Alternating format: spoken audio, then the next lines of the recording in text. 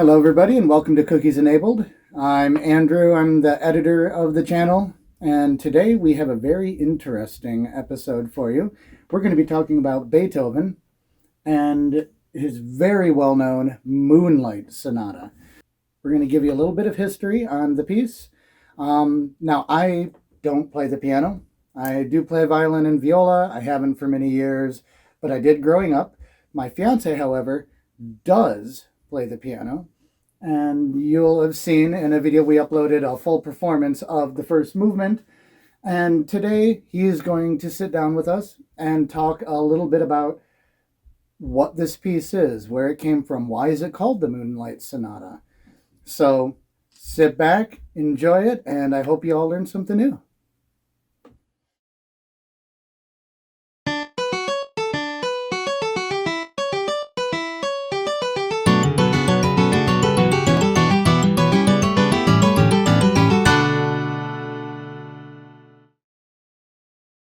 My name is Andy. I, for the majority of my life, was a classically trained musician, a very serious violist. I attended Interlochen Arts Academy. I attended the University of Michigan, got my degree in viola performance. Obviously, COVID put a stop to a lot of the performing aspects of my life, but now that I'm here and I have my old baby grand back, I've been loving playing this again and getting myself back going.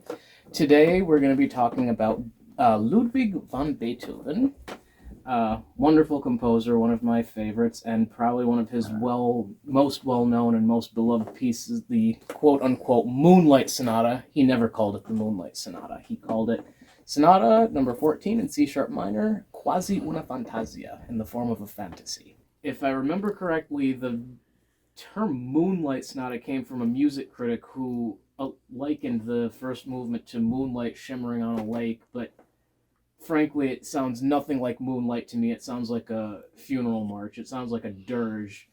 I mean, it's...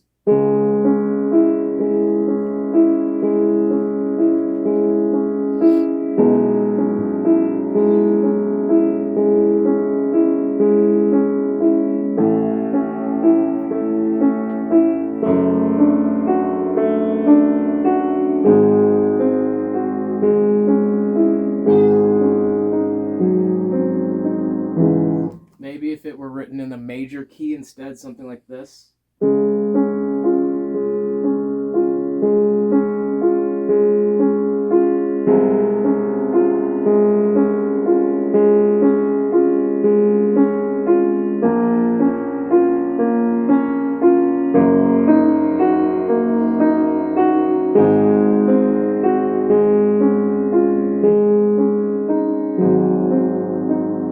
Maybe it would sound like moonlight, but no. Traditional sonata form, Haydn, Mozart, basically everybody who wrote in sonata form, it would be fast movement, slow movement, fast movement. And so with this sonata, he calls it sonata quasi una fantasia, probably, sonata in the form of a fantasy, probably because it completely breaks the mold of standard sonata form. We have this funeral march of a first movement, then we have kind of this I shouldn't say hoity-toity, just this little slow-ish second movement, minuet and trio. I mean, honestly, the second movement gets overlooked for good reason, in my humble opinion.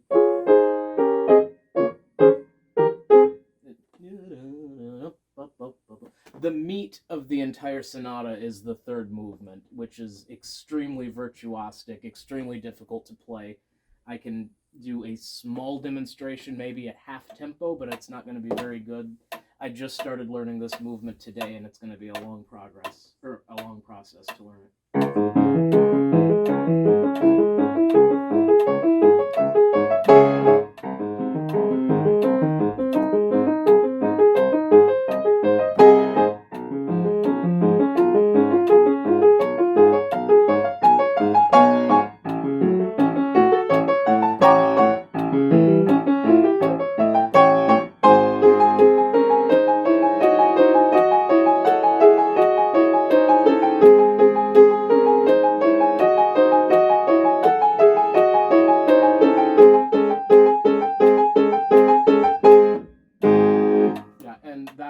half tempo, so the tempo is about something that I cannot do at the moment. But yeah, it takes a lot of endurance to get through this third movement. It's very, very, very fun. It's just very difficult to play. Another odd thing about this movement is that it is just like the first movement, kind of piano, very quiet throughout, just punctuated with these very loud forzandos. So we have.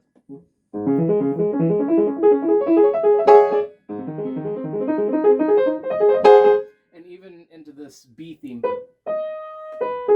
very quiet.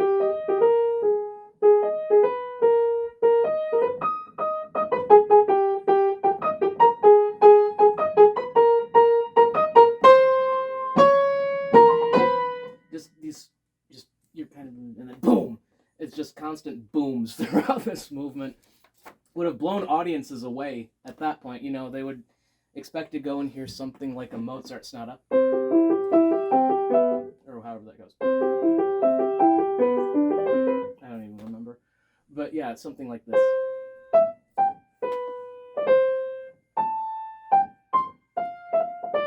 I should do a better job remembering it than that. But yeah, basically Beethoven blew everything that Mozart did out of the water. But Mozart was very, up. Beethoven was very down, I guess, for lack of a better term. Oh God, how do you describe this? Mozart was kind of bubbly, like 7-Up.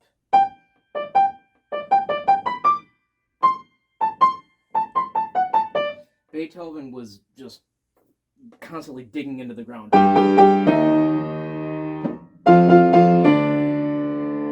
That's not to say that Beethoven did not write bubbly music. I mean, his first piano concerto was...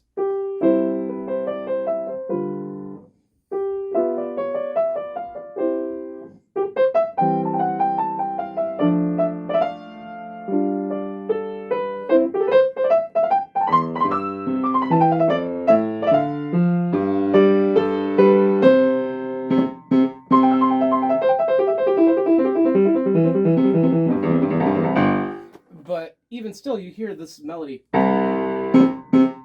Main theme of that movement, very much rooted to the foundation, not much lifting off there. Yeah. Why do you think that piece is so popular for everybody? It's beautiful. It's absolutely gorgeous, but people think of the Moonlight Sonata as being this first movement. That's just one movement. I mean, the entire sonata, it's, in my opinion, very inappropriate to call this a Moonlight Sonata. It's a tragic piece throughout. There's nothing really shimmering about it, in my opinion. It's gorgeous. It's absolutely gorgeous. I mean, C-sharp minor is a beautiful key to begin with. There's so many juicy things you can do with it. You can kind of modulate to E major if you want. Terrible voice leading, excuse me. But then you can have this nice little leading tone into E major. And then, it's tragic. There's a lot of very nice things you can do with C-sharp. Well, you can do these things with any key, but C-sharp minor is juicy.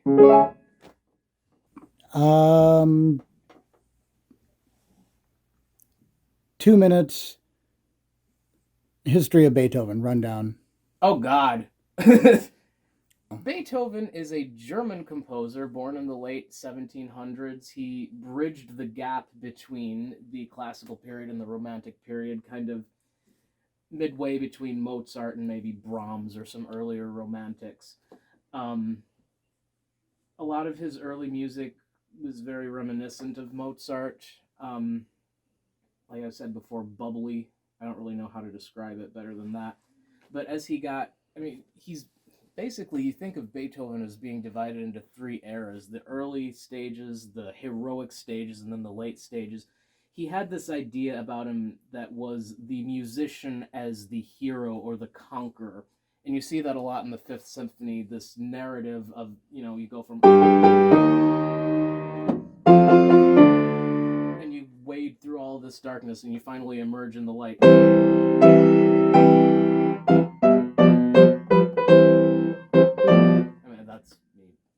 paraphrasing that symphony. I don't know it off the top of my head. Yeah. Went crazy because he went deaf.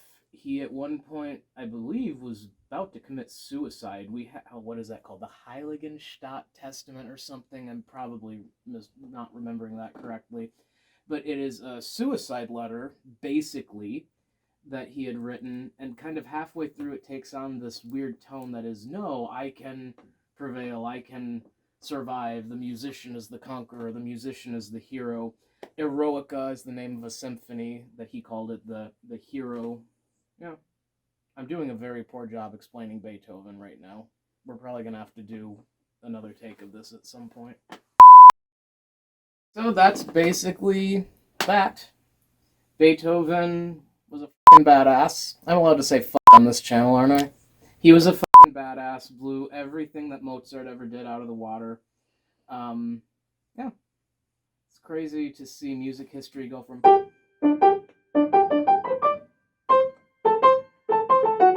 to over the course of, a couple of decades. I love Beethoven. He's one of the most beloved composers in the history of music, I think. That's all I have to say. Thanks for liking, commenting, and subscribing. You know what time it is. Don't sue us, Rhett and Link. Okay. Whatever.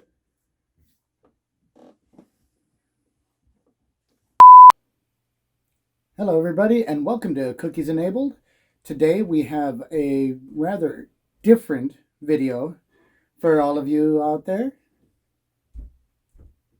Take whatever.